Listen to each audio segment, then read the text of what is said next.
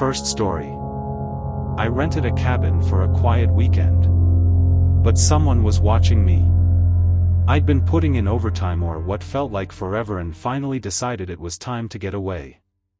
I hopped on some rental app, and nestled deep within the Smoky Mountains, I found a secluded cabin all to my lonesome self that would be perfect for a quiet weekend of mind clearing. The listing promised complete solitude, no neighbors, no distractions, just me, nature, and some well-needed rest. It had been a long drive, the roads increasingly narrow and isolated as I climbed up into the mountains. When I arrived, it was just as advertised, tucked away from the main road, surrounded by towering trees, with the nearest sign of civilization miles away. It was late afternoon, and the light was already beginning to fade behind the thick forest. After getting settled, I went for a walk around the property. The air was crisp, the woods so still, that the only thing I really heard was the crunch of leaves under my feet. I made my way back in as the sun was beginning to set, looking forward to a relaxing evening. But I moved onto the porch and there, out of the corner of my eye, I saw something. A person. A man in dark clothes and a beanie, just beyond tree line, was making his way slowly through the woods. He didn't appear to notice me, and at first, I thought he was some other hiker. Yet, there was something that unnerved me about the way that he moved, deliberate, almost too casual. I tried to shake it off. After all, people hike these mountains all the time, right? I hadn't seen any other cabins nearby, but maybe there was one tucked away in the trees that I just hadn't noticed. I told myself it was no big deal and went inside to make dinner. Later that evening, as I sat down to watch a movie, I heard something that made my blood run cold. The doorbell rang. My heart felt as though it was skipping a beat. I wasn't expecting anyone. It was almost 9 p.m. for goodness sake, and the cabin was so deep in the woods, the idea that someone could just pop up out of nowhere really seemed odd, disturbing, even. Getting up slowly, I peered through the front window, feeling my pulse quicken. Standing on the porch, with his face half obscured by the shadows, was the man I had seen in the woods earlier. I froze. What to do? Should I answer? What did he want?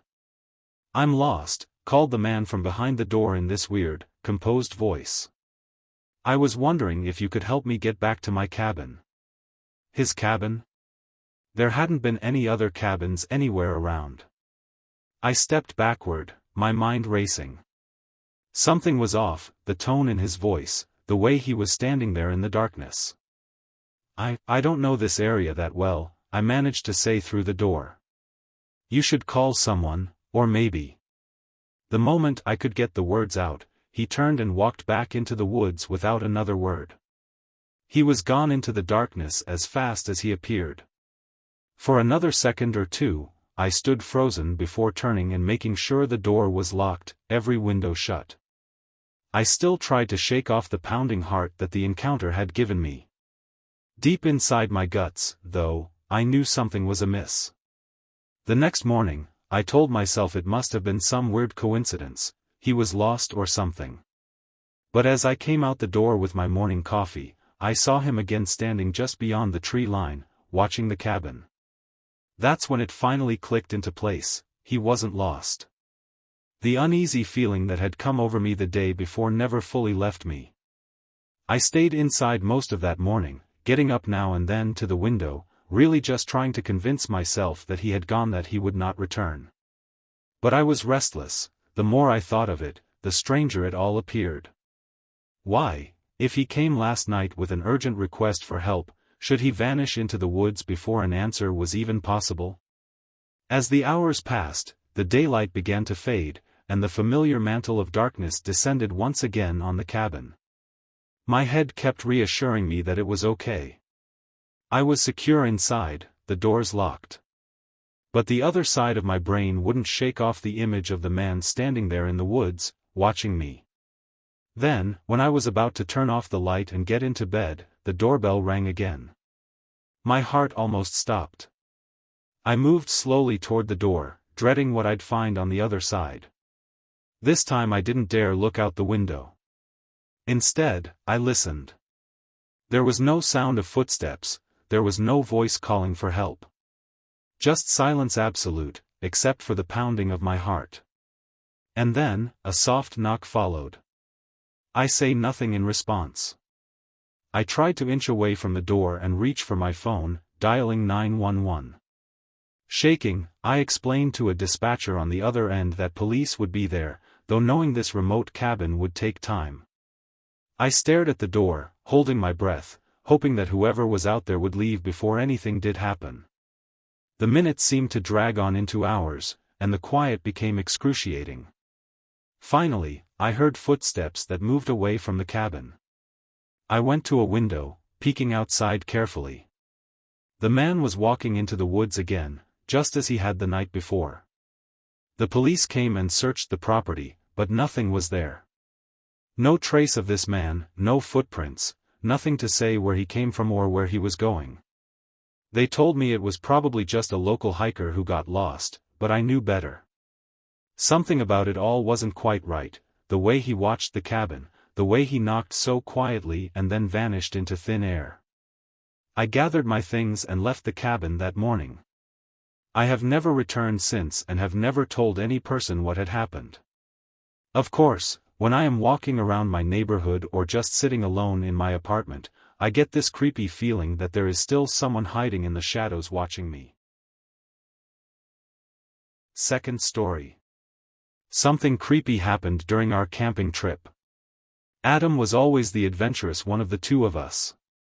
We grew up together, summer after summer spent exploring the woods behind our neighborhood, but as we got older, his desire for more remote, more extreme hikes had become insatiable. I was content just doing weekend hikes on marked trails, but every now and then, Adam managed to convince me to tag along on one of his adventures. This time was different, though. The trip he'd been planning wasn't just another hike through the familiar trails. Deep in the Appalachian Mountains, he found an old, almost forgotten route once used by settlers hundreds of years ago but had since fallen into disuse. Something about the idea of going into a place that had been uninhabited, left to nature for such a period of time, freaked me out. But Adam was the most enthusiastic person, infecting with his agitation, and swore it was going to be the ultimate escape, an opportunity to unplug from the noise of the modern world and experience true wilderness. The drive to the trailhead was deeper into the mountains than I'd ever been. Now, during the setting of the sun below the horizon, the narrow road we followed twisted through heavy forests, with no signs of civilization for miles. By the time we reached the trailhead itself, it was already dusk. There were no other cars around, no signs of life, just dense woods pressing in on all sides. "We'll be totally off the grid here," Adam grinned, as he began to unload our packs from the car. "No cell service, no distractions. Just us and nature." His enthusiasm did little to ease the growing knot of anxiety in my stomach. I shrugged it off. It was just the isolation, I told myself. I wasn't used to being so far from everything. We struck off down the narrow, overgrown trail, leaves crunched softly beneath our feet, the sound weirdly deadened by the heavy canopy of trees overhead. The air cooled as the light faded and soon we were walking by the faint light of our flashlights. The trail was little more than a suggestion, really, rather than anything well-trodden. The trees seemed to close in the further we went, their branches interlocking overhead like some sort of natural arch. All the forest sounds, the rustling leaves, the hooting of owls in the distance, and even the snapping of twigs are magnified in the stillness. After a few hours, we came into a small clearing nestled between two large hills, sheltered from the wind. "This is it," said Adam, setting his pack down with a satisfied thud. "Perfect spot to set up camp." We hastened to erect our tents and get a fire going. The warm glow of the flames beat back the encroaching darkness. The smoke curled up into the canopy, disappeared into the blackness above. Adam was in his element, utterly relaxed, but I kept looking over my shoulder at the shadows that capered just beyond the ring of firelight. The woods felt odd. Not in the way that such places sometimes do, when silence can get a little spooky. No, this was something else. The air was thick, heavy with an unnatural stillness. "You okay, man?" Adam asked, catching my far-off expression. "Yeah," I lied, "just not used to being this far out. It's a little quiet." He laughed. "That's the point, right? No city noise, no people. Just us and nature." He leaned back, looking up at the visible stars through breaks in the treetops above them. "It's peaceful." I nodded, trying to let the warmth of the fire and the confidence coming from Adam settle my nerves. The night deepened, and it got too silent. It was like even the forest waited and watched. Every crackle of the fire was suddenly too loud, every rustle in the trees too close.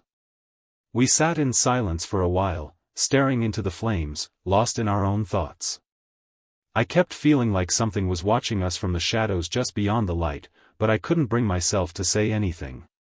I didn't want to sound paranoid. Around midnight, Adam yawned and stretched. "I'm gonna hit the sack. Long day tomorrow," he said, rising to his feet, heading for his tent. "You coming?"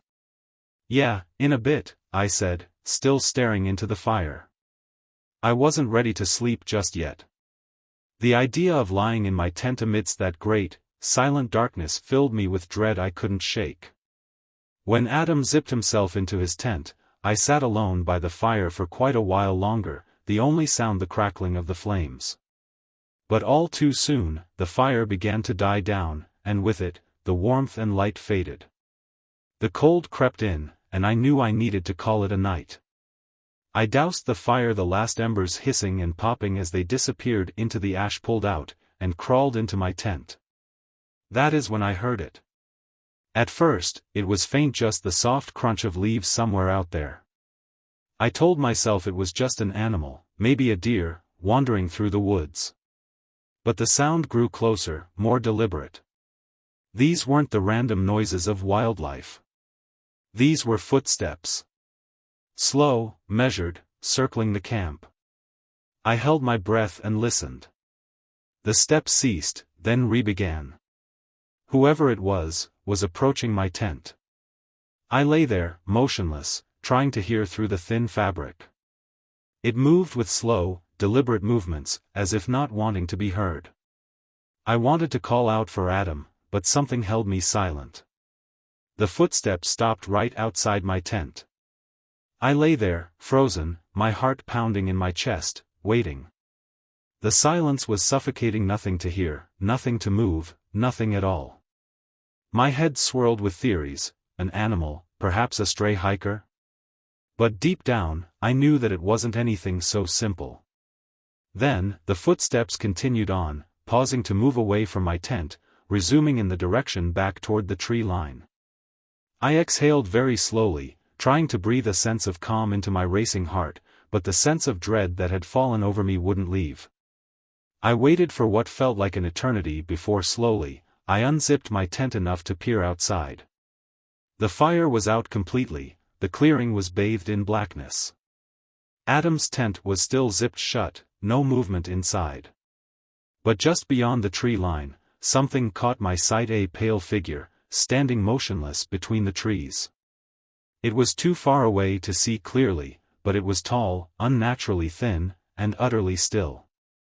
I watched, my breath catching in my throat as I felt half convinced that my eyes were playing tricks on me. Then it moved, just a slight tilting of the head, as if it was watching me. I scrambled back into my tent, shutting it with shaking hands. Whatever that thing was, it wasn't human. I lay there in the dark and listened, waiting for the footsteps to return. But the forest had gone completely silent. It took forever for morning to come. The first light of dawn struggled past the trees, producing weak rays inside the clearing. I hadn't slept a wink. I emerged from my tent exhausted and on edge. Adam was already up, he was packing his gear, seemingly unaware of what had gone on during the night. "Morning, man. Sleep okay?" he asked, not looking up from his pack. "Not really," I muttered, glancing around the clearing, half expecting to find that figure lurking in the distance. Did you hear anything last night? Adam shook his head. Nah, slept like a baby. Why? I was a little hesitant, not knowing if I should tell him what I had seen. He'd probably go laughing, telling me it was my imagination. But then the memory of that figure standing between the trees, watching me, it was too real to ignore. There was something out there, I said, keeping my voice low. I heard footsteps. And I saw someone. Or something. Adam stopped, his brow furrowed as he looked toward me. Someone? Out here? I don't know. It didn't look human. He stared at me for a moment before chuckling. Dude, you were probably half asleep. You've got an overactive imagination. I wanted to argue, to say to him that I knew what I saw, but the exhaustion and fear of the night before had sapped me. Maybe he's right. Maybe it was a trick of the light, or my mind playing games with me in the dark. But we packed up and got ready to get going again, and something just didn't sit right with me. It was still too quiet in the woods. No birds, no rustling of leaves, nothing. Just that oppressive unnatural silence. We set off down the trail, Adam leading the way. I continued to glance over my shoulder, half expecting to see that pale figure following us, but the woods remained empty. The farther we walked, the more I started to relax, telling myself I must have let my imagination run away from me. But that calm was shattered when we reached the next clearing. The trees fell away, and I saw an old ramshackle cabin nestled between two big rocks.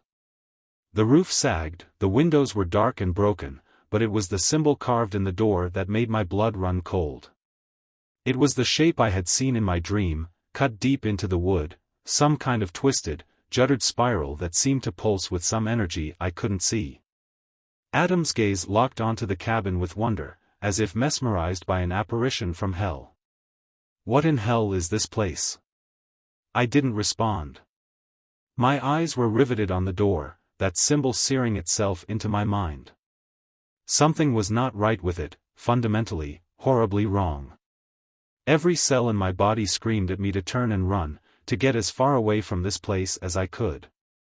But Adam, being Adam, was already headed for the cabin. Don't, I said suddenly, catching hold of his arm. We shouldn't go in there. He turned to me frowning. Why not? It's probably abandoned. Just some old hunting cabin or something. No. I was shaking my voice now. There's something wrong with it. I don't know how to explain it, but we shouldn't go inside. Adam frowned, but he saw the fear in my eyes and reluctantly nodded. All right. Let's keep moving. We walked past the cabin, my heart still racing, but as we left the clearing, I felt something was following us. I didn't dare look back. Whatever it was out there, it wasn't finished with us yet. Thanks for watching. Subscribe and hit the bell to catch all the new eerie horror stories. See you next time.